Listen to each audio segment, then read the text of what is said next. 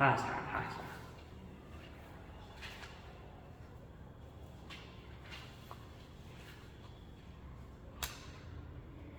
नहीं नहीं, अपारी निकले तो चाले। हाँ हाँ जी, पहला प्रश्न है, प्रथम प्रश्न है कविता जी, कविता जी, पहला प्रश्न है, छह द्रव्यों के नाम।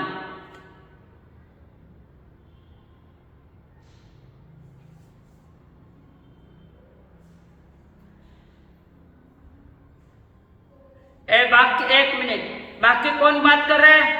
बातें बंद करो। डबल टिप टिजिट टिप।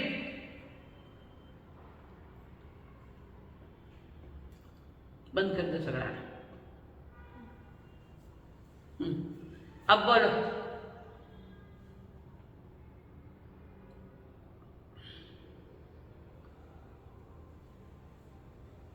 काल, ठीक है। हाँ जी शारदा बाई जी, इन द्रव्यों की पहचान कैसे, द्रव्य की पहचान किससे करोगे? अब बोलो जी जी। हाँ, एक तो उत्तर पढ़ो को। नहीं नहीं नहीं नहीं ना, द्रव्य की पहचान किससे करोगे, ये प्रश्न है हमारा। हाँ बोरा, सुनीता जी बोरा, चाकण, द्रव्य की पहचान कैसे करोगे? समझ में आई ना? ठीक है, कोई बात नहीं, बाद में पूछती हूँ। हाँ, संचेती, शांतिलाल जी संचेती, द्रव्य की पहचान किससे करोगे?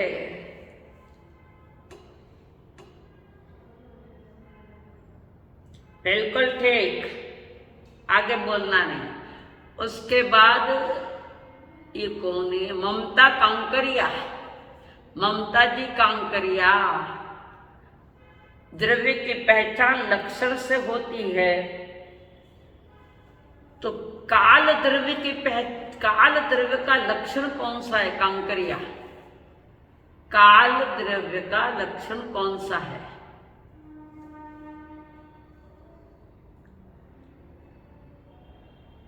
जी जी,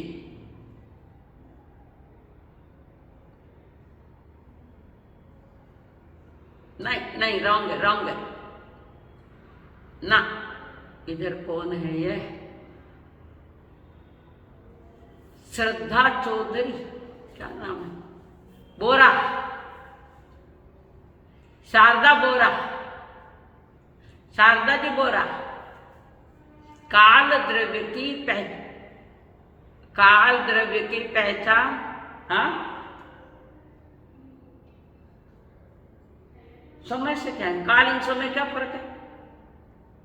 काल की पहचान, काल का लक्षण कौन सा है? सोनू, सोनू,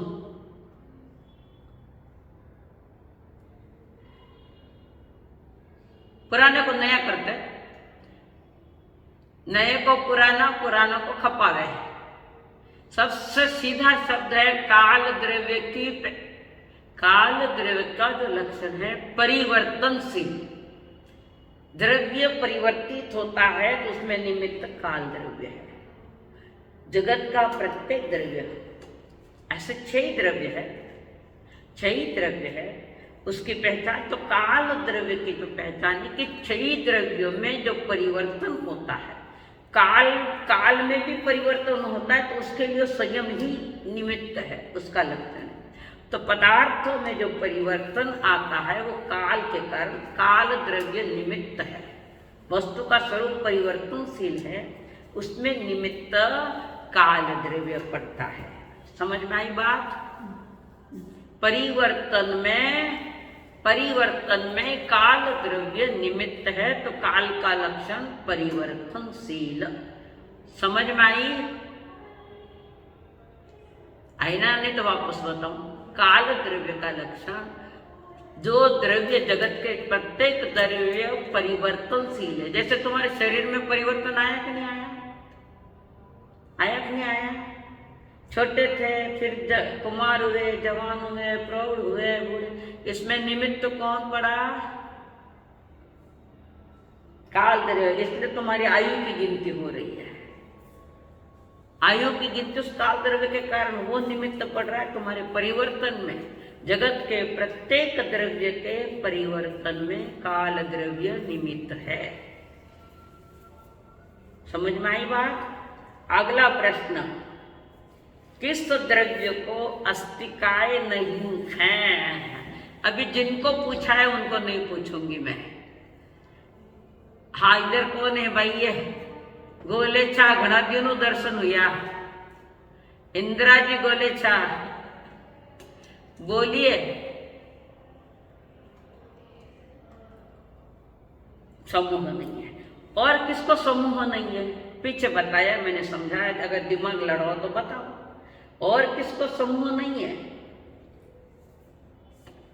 और गायब हो गया इंदिरा जी, कैमरा ऑन कर। और किसको समूह नहीं है? आइला ध्यान में आइला आपने? गायब। हाँ, ये कौन? हाँ हाँ, कौन बता? उर्मिला जी।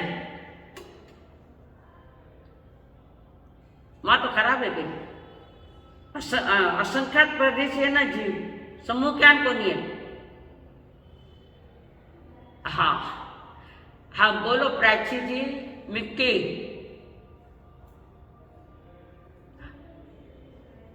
और परमाणु, काल, और किसको?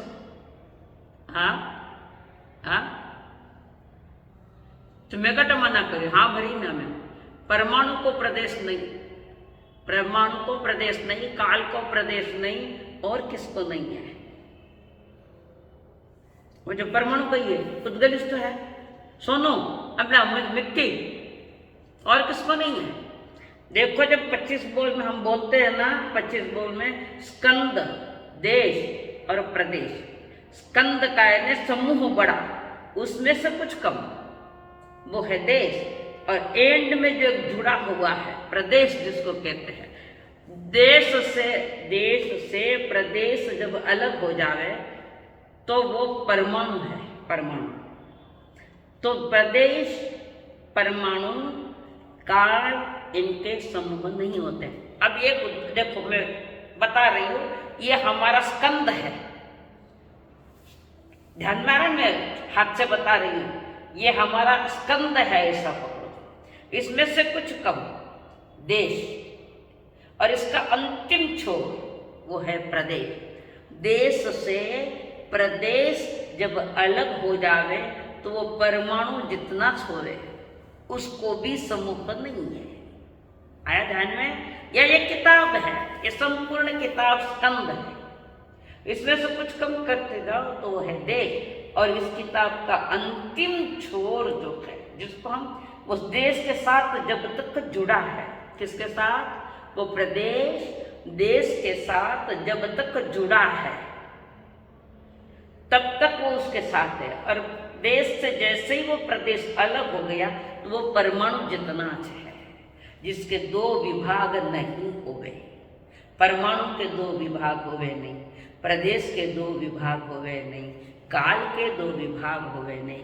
कारण ये एक प्रदेशी है, सभी बहुप्रदेशी नहीं है। तो धर्मास्तिकाय, अधर्मास्तिकाय, आकाशास्तिकाय, जीवास्तिकाय, ये बहुप्रदेशी है। परमाणु एक प्रदेशी है, पर परमाणु में बहुप्रदेशी, अनेक प्रदेशी होने की योग्यता है। वो स्निग्ध, परमाणु में वो स्निग्धता है ना, स्पर्श गुण की पर्याय 8 है उसमें एक स्निग्ध रुक्ष है। तो स्निग्धता रहे तो स्कंद बने, और रुक्षता होवे तो बिखर जावे। एक वो 3-4 बार बताया हुआ है। तो जो 6 द्रव्य है, इसमें 4 को तो अस्तिकाय है, परमाणु में अस्तिकाय होने की योग्यता है स्निग्धता के कारण, और काल द्रव्य में स्थिर ये समूह का नहीं है, वो एक प्रदेशिक है काल द्रव्य, ये है निश्चय काल द्रव्य। पर जब वो काल द्रव्य काउंटिंग में आ जाता है, 1 मिनट, 10 मिनट, 15 मिनट, 1 महीना, 12 महीना, 5 महीना, 1 बरस, 2 बरस, 50 बरस, 100 बरस, पल्योकम सागरोकम, ये काउंटिंग वाला काल है। देखे तो इसको व्यवहार काल कहते हैं, इसको जो काउंटिंग करते हैं ना हम लोग, हमारी उम्र की भी काउंटिंग होती है, तो ये व्यवहार काल है। व्यवहार में कहा जाता है कि ऐसा है। मूल में काल द्रव्य एक ही प्रदेशी है, पर इसको काउंटिंग वाला काल कहते हैं। तो निश्चय काल जो एक समय का है, निश्चय काल जो एक, वो संपूर्ण लोक में है। इसलिए हम लोक में कितने द्रव्य मानते हैं कि 6 द्रव्य, काल द्रव्य को मानना है। काल द्रव्य द्रव्य है, कोई आचार्य नहीं मानते उसको। तो काल द्रव्य भी एक द्रव्य है, ये संपूर्ण 14 राज्य लोक में है। पर काउंटिंग वाला जो काल है, काउंटिंग गिनती वाला जो काल है, वो सिर्फ 2.5 द्वीप में है। समझ में आ रही है? गिनती वाला काल सिर्फ 2.5 द्वीप में है। नरक, नीचा लोक, ऊंचा लोक, मध्य लोक में भी सभी जगह नहीं है, सिर्फ 15 अपने 2.5 द्वीप में है। 15 कर्म भूमियाँ वहाँ पर है ये। तो पीछे देवता की, नारकी के जो 2.5 द्वीप के बाहर प्राणी थे, तिर्यंच प्राणी, उनकी गिनती कैसे हो सकती है? उनका आयुष्य कैसे करते हैं गिनती? कि यहाँ के 2.5 द्वीप में जो काउंटिंग वाला काल है, उससे उनकी उम्र लगाई है। किसकी? देवता की, नारकियों की, अंतरद्वीप 56 आदि जो उम्रें लगाई है, उम्र बताई जा रही है थोपड़ों में, लघु दंडक में सबकी उम्र बताई हुई है। तो वो यहाँ के 2.5 द्वीप में जो काल द्रव्य है, उससे लगाई है, गिनती वाला, गिनती वाला। तो ये 2.5 द्वीप में ही है, गिनती वाला काल तो 2.5 द्वीप में वो व्यवहार काल है, निश्चय काल संपूर्ण लोक में है। समझ में आई बात? हाँ, अभी कल जो हमारा विषय चला था, उसमें किसको कुछ पूछना है? कल जो बताया था ना आपको हमने, चौथा गुणस्थान, चतुर्थ गुणस्थान की जो क्या है, चतुर्थ, हाँ 2 प्रश्न बाकी है। अच्छा, हाँ बता, ठीक है। हाँ, कर्म बंधन का कारण संसार है। कर्म बंधन का कारण क्या संसार है? मैं जिसको पूछू वही बोलेगा ये कौन? हाँ इधर, ठीक है, ये है हमारी निर्मला जी, निर्मला राका। कहाँ गायब हो गई? क्या कर्म बंध का कारण संसार है? राका जी उत्तर आवे तो हाँ बोलो, नहीं तो ना कह दो, ना हाथ कर दो, नहीं आवेगा, टाइम मत खाओ।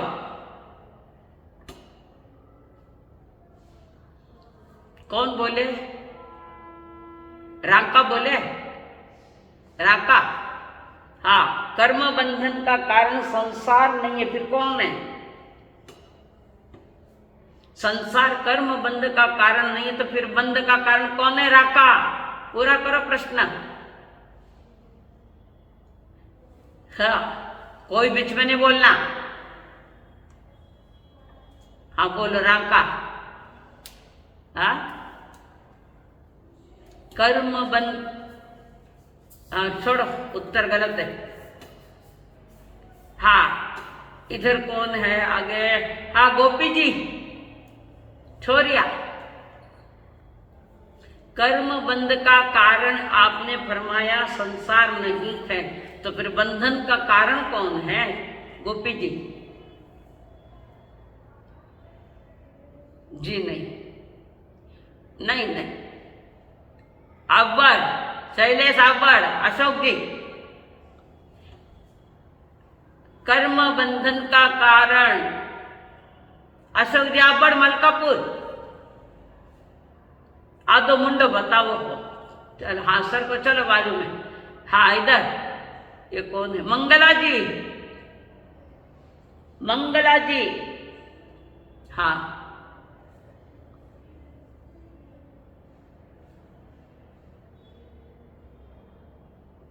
बिल्कुल सही। बस बिस्कुट बिस्कुट नहीं। कर्म बंधन का कारण जगत के पदार्थ के प्रति आसक्ति या अटैचमेंट, कुछ भी कहो। तो आसक्ति करने वाली कौन है? मेरी अज्ञान में रही हुई मेरी आत्मा चेतना। अज्ञान दर्शन है, जगत के प्रति आसक्ति, आसक्ति है पदार्थ के प्रति। और वो जगत का पदार्थ कौन सा है जिसके प्रति आसक्ति है? 6 द्रव्य में वो कौन सा द्रव्य है जिस द्रव्यों को लेकर ये जीव आसक्ति करता है? इधर कौन है? बोलना नहीं बीच में कोई।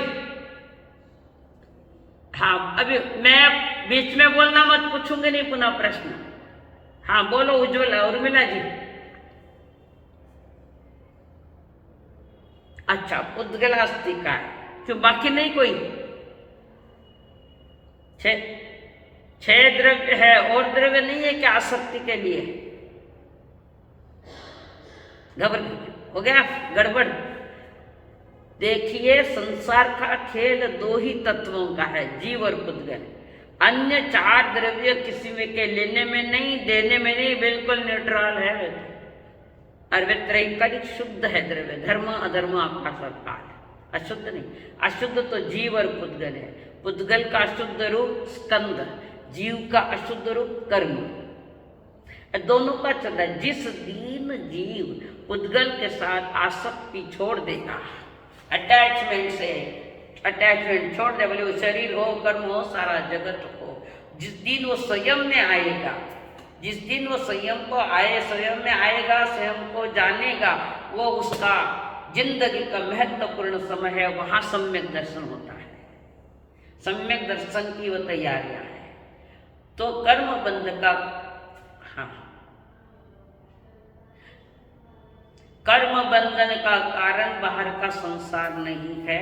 कर्म बंधन का कारण बाहर के संसार के प्रति जो अटैचमेंट है, आसक्ति है, या मेरेपन के भाव है, मैं और मेरा, ये कर्म बंधन का कारण है। ये शरीर मेरा है तो बंध है, कर्म मेरा है तो बंध है, ऐसा। और जगत के सारे पदार्थ जो है पुद्गल, उसके प्रति जब तक अटैचमेंट यानी परद्रव्य के साथ जुड़ा है तो वो कर्म बंध, और निज आत्मा के साथ जुड़ा है तो वहाँ सम्यक दर्शन का अवसर है। जगत के साथ अटैचमेंट करने वाले को सम्यक दर्शन नहीं होता। निज आत्मा के साथ जो त्रैकालिक शुद्ध द्रव्य है, मेरी चेतना या मेरी आत्मा, उसमें जब जीव स्वयं स्वयं में रमण करे, स्वयं कौन? मेरी आत्मा, और मेरी आत्मा में रमण करे, उस दिन धर्म प्रकट होगा मोक्ष मार्ग का। वहाँ जीव को सम्यक दर्शन होगा। थोड़ी सी आगे सरती हूँ, ज़्यादा मैं लिख लूँ, फिर बता रही हूँ। कर्म बंधन का कारण बाहर का जगत नहीं है। कर्म बंधन का कारण उस जगत के प्रति आपकी जो आसक्ति है, मैं और मेरेपन के भाव है, वो कर्म बंधन का कारण है। और मैं और मेरेपन के भाव या जगत के प्रति जब आसक्ति छूट जाती है, स्वयं के साथ लगनी लग जाती है, स्वयं के साथ स्वयं को ही जोड़ लेता है, उस दिन सम्यक दर्शन का अवसर है। वो धर्म मोक्ष मार्ग का धर्म है। बाहर में क्रिया हो सकती है, बाहर में क्रिया हो सकती है, पर क्रिया से धर्म नहीं खिलता। धर्म खिलता तो तुम्हारे अंतरंग परिणामों में। परिणाम अगर शुद्ध है स्वयं के प्रति, या स्वयं को जान रहा है, ज्ञान दर्शन को स्वयं को जान रहा है, स्वयं को समझ रहा है, उस दिन तुम्हारे लिए सम्यक दर्शन का अवसर है। और वो हमारे जीवन का सबसे महत्वपूर्ण समय है। ये समय सभी के पास है, पर हमने मेरा समय जगत की आसक्तियों में लगाया है, इसलिए अनादि बीत गया, जिसके कोई आदि नहीं। इतना समय मिला, हमने खो दिया। कारण हमने स्वयं को संयम के साथ नहीं जोड़ा। गौतम स्वामी ने जब स्वयं के साथ स्वयं को नहीं जोड़ा तो केवल ज्ञान अटक गया। देखो वो प्रभु के प्रति राग में है, भले उसको राग है, प्रभु के प्रति आसक्त है। अरे प्रभु बार बार कह रहे हैं समयम गोयम आपमय, तू समय को गवा मत, बेपरवाही मत बर, तू स्वयं संयम के साथ रह। तो भगवान महावीर थे, जब तक वे स्वयं से जुड़े थे वो तो प्रभु से ही जुड़े थे, स्वयं से नहीं जुड़े। और जब तक नहीं जुड़े तब तक केवल ज्ञान नहीं हो पाया।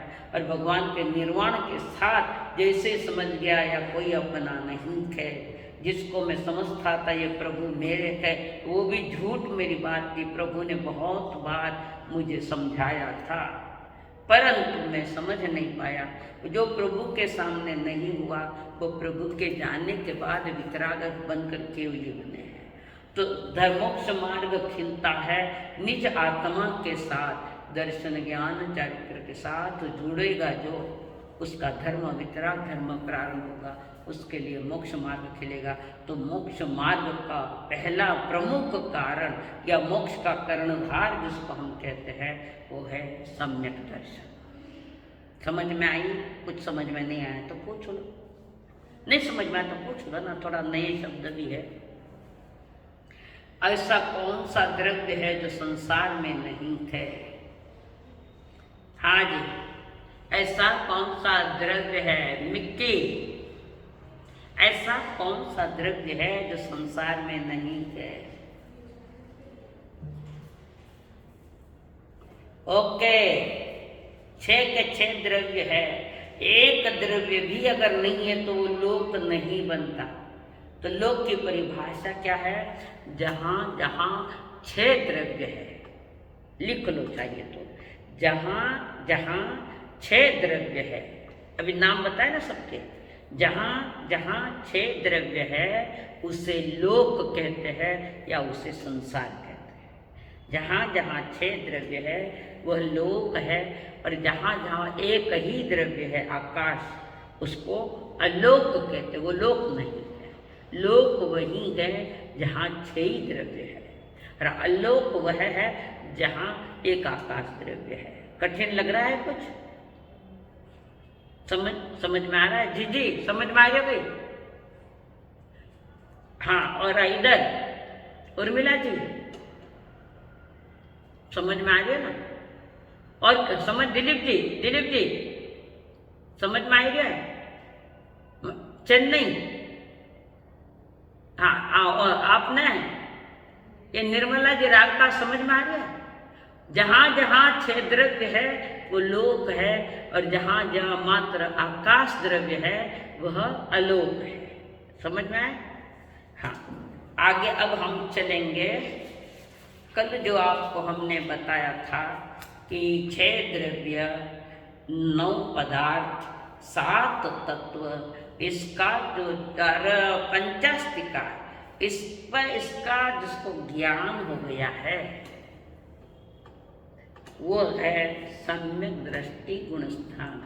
उसका नाम अविरत, अविरत यानी जिसने व्रत नहीं ली है, बाहर में व्रत नहीं लिए, 12 व्रत है ना, वे लिए नहीं है, वो ले नहीं पाता। चौथे गुणस्थान वाला कारण उसके अप्रत्याख्यानी क्रोध मान माया लोक का उदय है। अगर वह जीव इस अप्रत्याख्यानी टोकड़े को पुरुषार्थ से अगर जीत लेता है तो वहां जीव व्रती बनता है। क्या बनता है? पंचम गुणस्थान, जिसको हम श्रावक कहते हैं। पर वर्तमान में व्रत तो है पर सम्यक दर्शन नहीं है वर्तमान में। फिर भी नी मामा बिच काणो मामा को कम से कम मूल पूंजी, पुण्य की पूंजी तो नहीं खोया कम से कम। तो ये अविरत सम्यक दृष्टि, जिसके पास व्रत तो नहीं है पर जिसको सम्यक दर्शन है, व्रत नहीं है पर सम्यक दर्शन है, वो गुणस्थान है चौथा। ये मोक्ष मार्ग का कर्णधार है सम्यक दर्शन। बार बार मैं कह रही हूँ।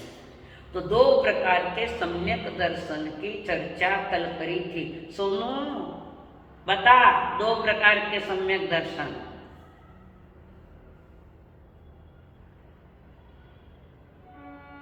हाँ, नाम बताओ क्या है? निश्चय व्यवहार,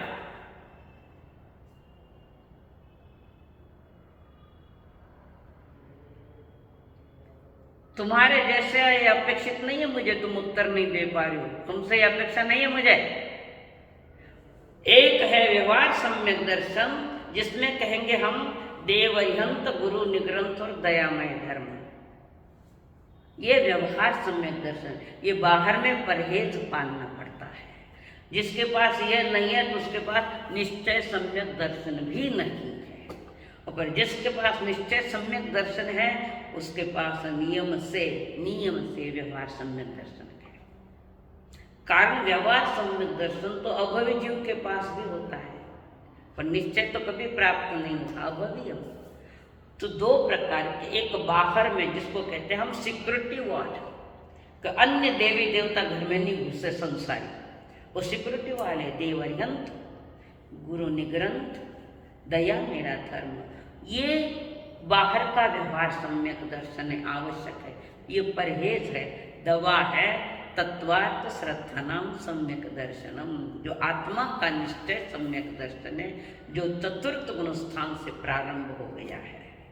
ये सम्यक दृष्टि का गुणस्थान है, ये मोक्ष मार्ग का कर्णधार है। जैसे अर्जुन के लिए कर्णधार कौन बने थे? देवकी नंदन। ऐसे मोक्ष मार्ग के लिए कर्णधार बना है हमारा सम्यक दर्शन। बिना सम्यक दर्शन कभी कोई जीव मोक्ष जा नहीं पाया, और जहाँ तत्वार्थ श्रद्धा नहीं है तो वहाँ निश्चय सम्यक दर्शन भी नहीं और व्यवहार सम्यक दर्शन भी नहीं है, तो भी नहीं के बराबर है, कारण उसके अन्य देवी देवताओं को लेकर बैठा है। तो दोनों ही दवा भीतर की आत्मा की तत्वार्थ श्रद्धा नाम, तत्व की श्रद्धा, तत्व की अनुभूति, तत्व की प्रतीति। कल उदाहरण दिया था हमने, एक अंधेरा है, पूरा अंधेरा है, और अंधेरे में सांप है, एक रस्सी है, निर्णय नहीं कर पाया, किसी ने आकर लाइट लगाई, अरे ये तो रस्सी है, उजाला हुआ। तो ये सम्यक दर्शन का उजाला हुआ है। उदाहरण दे गई ना, तो रोशनी थी तो कह दिया कि ये रस्सी है, अब रोशनी बंद कर दी तो क्या तुम सांप कहेंगे उसको?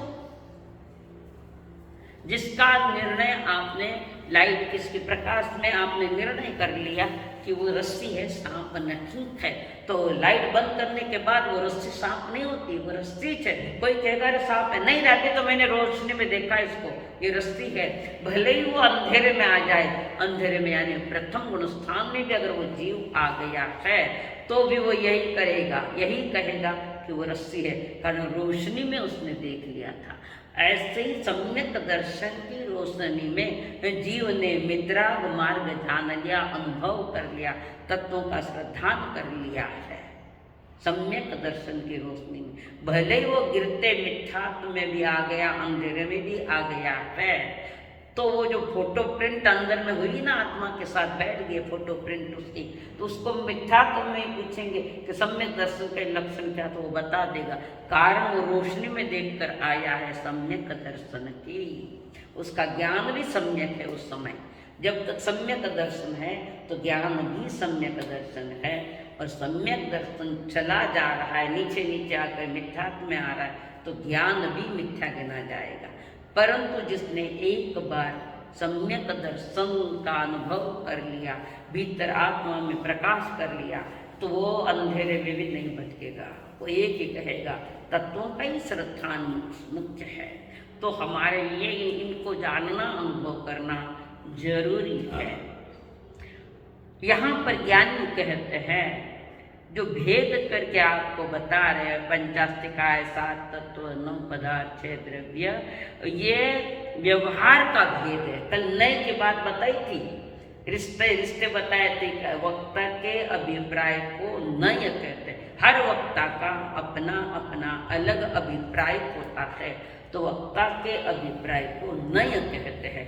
तो व्यवहार नहीं के कारण जहाँ भेद से कहा जाता है, मकान का उदाहरण दिया था, भेद करके बताए, क्योंकि अखंड को जानना है, तो अखंड को अखंडता से नहीं जाना जा सकता, अखंड को खंड करके बताया जा रहा है। तो कथन में खंड है, फिर कह रही हूँ वस्तु में खंड नहीं है। तो यहाँ पर ज्ञानी जन कह रहे ये व्यवहार नहीं का विषय, जहाँ तुम्हें भेद करके बता रहे द्रव्य, पदार्थ, पंचास्तिकाय, तत्ववादी, निश्चय सम्यक दर्शन तो आत्मा का श्रद्धान ही सम्यक तत्व है। किसका? अपने अस्तित्व का, मेरे होने का, मेरी आत्मा के अस्तित्व का, जिससे श्रद्धान हो गया है। हमें अपने अस्तित्व की कोई जानकारी नहीं है, कोई अस्तित्व मेरा है, पर लड़ाया में मात्र के मेरा भी कोई अस्तित्व है, वो तो बात की बात है। जब अपने अस्तित्व की अनुभूति हो जाती है कि मैं त्रिकाल शुद्ध चेतना हूँ, आत्मा हूँ, वो अस्तित्व की जिसको जानकारी हो है, वो ही आत्मा का सही श्रद्धान है, वो मोक्ष मार्ग का सही श्रद्धान है। ये दोनों ही सम्यक दर्शन की आवश्यकता है। वो रोशनी पीछे पड़ गई। हाँ, तो ये दोनों ही आवश्यक है, व्यवहार सम्यक दर्शन, निश्चय सम्यक दर्शन। तो दोनों के साथ निश्चय सम्यक दर्शन है और व्यवहार दर्शन उसके साथ ही है, छोड़ा नहीं है। बाहर की सिक्योरिटी वाल तोड़ गई है तो चोर आने का भय है निश्चित तुम्हारे घर में।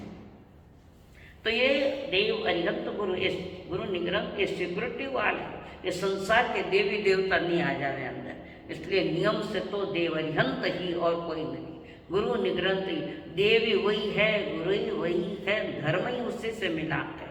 तो ये तीन तत्व बाहर में व्यवहार में है। और जैसे गौतम स्वामी प्रभु से जुड़े हुए हैं तो उनके पास वो व्यवहार सम्यक दर्शन है, संसारी जीवों के पास की तो बात ही नहीं। और निश्चय सम्यक दर्शन गौतम स्वामी के पास है। व्यवहार यह है कि वो प्रभु से जुड़े, ये उसका व्यवहार सम्यक दर्शन। और निज आत्मा में जुड़ गया जो श्रद्धान कर रहा है, वो निश्चय सम्यक दर्शन है। अब जो निश्चय सम्यक दर्शन है, चौथे गुण स्थान वाला है, उसके पास ना तो व्रत ले सकता है वो, ना महाव्रत। कारण भी चतुर्थ गुण स्थान पुरुषार्थ अगर करे, अप्रत्यक्षानी चौकड़ी को हलावे तो वहां पर वो व्रती बनता है, व्रती 12। और पुरुषार्थ करे तो महाव्रती बनता है, छठा गुण स्थान। पर वर्तमान में ये कह रहे हैं कि जो सम्यक तत्वी है उसके पास चौथे गुण स्थान का सम्यक दर्शन वाला जीव है, उस गुण स्थान में जीव वृत्ति ना तो वृत्ति बनता है, ना महावृत्ति बनता है। यह सम्यक दर्शन है पर 5 इंद्रियों के प्रति, परंतु पंचेंद्रिय और मन के विषयों में प्रवृत्त है। 5 ही इंद्रियों के विषय में वो अभी है, भले ही उसके पास सम्यक दर्शन है, पर 5 इंद्रियों के विषय भी है, मन का भी विषय है। कृष्ण महाराज के पास शायद सम्यक दर्शन था, परंतु ये बाहर में वृत्ति महावृत्ति नहीं है, तो 5 इंद्रियों के विषय है, मन के विषय भी उनके पास है। समझ में आई बात? उसके बाद विषयों में प्रवृत्त है वो कौन? जो सम्यक दृष्टि है, जिसके पास व्रत महाव्रत नहीं है। ये व्रत महाव्रत वाला 5 इंद्रियों के विषयों को कटौती करेगा, कम करेगा। पर यहाँ पर जो सम्यक दृष्टि है, व्रत महाव्रत नहीं है, तो वो 6 जीवों की हिंसा में प्रवृत्त है। सम्यक दर्शन है पर चौथे गुण स्थान वाला है, तो वहाँ व्रत महाव्रत नहीं है, तो 6 जीवों की हिंसा उसके पास है। और श्राव बन गया, 5 गुण स्थान में आ गया, तो वहाँ हिंसा में कटौती होती है। तिरस्कार की हिंसा के त्याग है। और एक दिन में कोई सापराधी है, उसको छोड़कर निरपराधी को हनने के पचकाने आए, उनको वृत्ति को, वो मोक्ष मार्ग का वृत्ति, तो उनकी हिंसा में प्रवृत्ति किंचित मात्र भी मोक्ष मार्ग का त्याग उसके पास नहीं है। अभी हमने व्रत लिए हैं, समझो आपने, किसी ने व्रत लिए, किसी ने 1 लिया है, किसी ने 5 लिए, किसी ने 12 ही व्रत लिए। एक व्रतधारी जाओ 12 व्रतधारी, आप कैसे में आता है? 1 व्रत लिया तो भी वो व्रती है 12 में, परंतु ये व्रत तो लिए है पर सम्यक दर्शन नहीं हमारे पास। तो फिर ये व्रत क्यों लेना? कि पाप से बचना है, अशुभ से बचना है, जीव रक्षा का भार उठाना है, तो आपको ये व्रत लेने पड़ते हैं। तो इस गुण स्थान में जीव व्रती महाव्रती नहीं बन सकता। और किंचित मात्र भी त्याग नहीं कर सकता, कारण अप्रत्याख्यानावरण कषाय के उदय में असंयत। हाँ, कषाय के उदय में असंयत है, 5 या 7 प्रकृतियों का उपशम। जिस जीव ने एक बार भी सम्यक दर्शन पाया नहीं, तो जो पहली बार सम्यक दर्शन पा रहा है तो ये उसको 5 प्रकृतियों को दबाता है, मिथ्यात्व और अनंतानुबंधी चौकड़ी, ये 5। अगर दोबारा संकेत पावे उपशम संकेत तो 7 प्रकृतियों को दबाता है। तो 2 कौन सी बड़ी, मिश्र मोहनीय और संकेत मोहनीय। पहले में मिश्र मोहनीय संकेत मोहनीय नहीं है। अब ये चौथे गुणस्थान से नीचे आया तो 2 प्रकृतियां और जोड़ ली है, तो 7 प्रकृतियों का वो जीव उपशम करे। उपशम करे, क्षय उपशम भी करे या क्षय भी करे। दोबारा पहली बार में नहीं होता है। पहली बार में नियम से उपशम संकेत ही होगी, दूसरे कोई नहीं। दोबारा में उपशम संकेत भी हो सकती है, क्षय उपशम संकेत भी हो सकती। क्षय उपशम संधि कर दी इसको, क्षय उपशम, कुछ खत्म की है, कुछ दबाई है, और संकेत मोहनीय का उदय है, तो वो है क्षय उपशम संकेत। और जिस जीव ने 7 ही प्रकृतियों को आत्मा में रहे सभी उस परमाणु को खत्म ही कर दिया है, 7 ही प्रकृतियों को, दर्शन मोहनीय की त्रिक, मिथ्यात्व मिश्र और संकेत मोहनीय और अनंतानुबंधी चौकड़ी की 4, इन 7 ही प्रकृतियों का क्षय कर दिया है, तो उसका नामकरण बदल गया, वो है क्षायक संकेत। क्षायक संकेत एक बार आवे तो वापस जाता नहीं, जीव नीचे परिणामों से आता ही नहीं, जाएगा तो आगे पर पीछे नहीं आएगा। क्षायक संकेत ये खत्म कर दी, कोयला ने राख कर दिया। कोयला मांगे तो कटो दो, कोयला है मेरे पास, उसने राख कर दी। अब कोई क्यों को कोयला दे तो कोयला है ही नहीं, उसमें हमने राख कर दी। तो 7 प्रकृतियों की, कोई 7 प्रकृतियों कोयले की हमने राख, जिस जीव ने राख कर दी है वो है क्षायक संकेत वाला जीव। इस दशा में होने वाले जीव के औपशमिक यानी उपशम सौपशमिक क्षायिक दृष्टि को अविरत सम्यक दृष्टि जीव कहते हैं। कौन? अविरत। ये मेन 3 संकेत, और भी कई प्रकार के संकेत है पर मेन ये 3 है, उपशम, क्षयसम और क्षायक। इन 3 में अशुद्ध संकेत वाला जीव है क्षायोपशम संकेत वाला, कारण उसको चल मल अगाढ़ दोष लगते हैं। ये चल मल अगाढ़ कल आएगा, जरूर उसकी परिभाषाएं आपको कल बताऊंगी। तो उपशम संकेत और क्षायक संकेत ये दोनों ही संकेतें शुद्ध है। उपशम संकेत भी क्षायक संकेत के समान शुद्ध है, परंतु उपशम संकेत का कालमान अंतर्मुहूर्त है और क्षायक संकेत का कालमान अनंत तक है, ये फर्क है। तो उपशम संकेत से जीव मोक्ष नहीं जा सकता, जाएगा तो क्षायक संकेत से ही मोक्ष जाएगा, और कुछ भी नहीं। और वर्तमान में फिर बार बार कह रही हूँ, वर्तमान में क्षायक संकेत नहीं है, कारण क्षायक संकेत उस जीव को होती है जो तीर्थंकर के चरणों में है, या 14 पुरोधारी या 1 पूर्वधारी विशिष्ट ज्ञानी, केवली विशिष्ट ज्ञानियों के चरणों में ही क्षायक संकेत होती है। विशिष्ट ज्ञानी वर्तमान में है क्या? तीर्थंकर की आत्मा, कोई सामान्य केवली की आत्मा, कोई 14 पुरोधारी, कोई 1 पुरोधारी, कोई है क्या?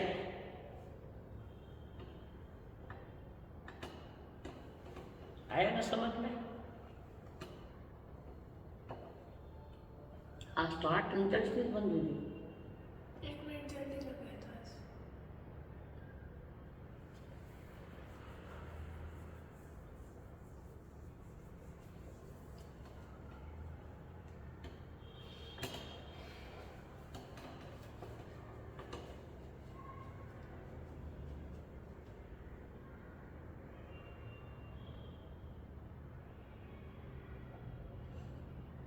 हाँ, तो उपशम संकेत, क्षायक संकेत, क्षायक संकेत, इसमें अशुद्ध तो एक है क्षायक संकेत, उपशम संकेत क्षायक संकेत दोनों ही शुद्ध है, पर उपशम संकेत का कालमान थोड़ा है, अंतर्मुहूर्त का है। क्षायक संकेत अनंत काल तक, वो एक बार आ जावे तो जावे नहीं। हाँ, अब मीटिंग का समय हो गया, अब आपको कुछ पूछना है तो पूछो। जो अभी बताया है हमने, जो कुछ भी बताया है उसमें कुछ पूछना है, या जो 5 प्रश्न दिए थे उसमें नहीं समझ में आया है, कुछ पूछना है तो